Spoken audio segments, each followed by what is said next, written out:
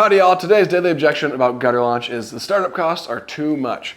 Too much compared to what, all right? There are countless videos out there of me saying that the initial startup costs for a gutter business are very low. The barrier for entry is very, very low. It is. In my experience with owning 16 different businesses at this point, it is a very, very low barrier of entry. Yeah, you have to buy a gutter machine. Yeah, you have to have a truck, right? Those are your two biggest expenses.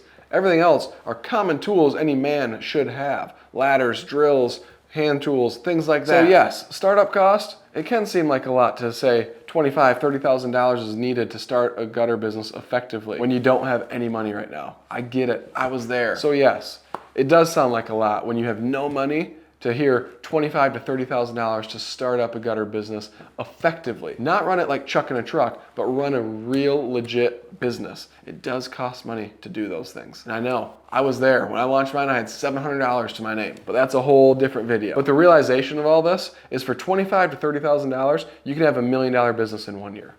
There are very, very, very few other businesses out there that have that low of a startup cost for that much of a reward.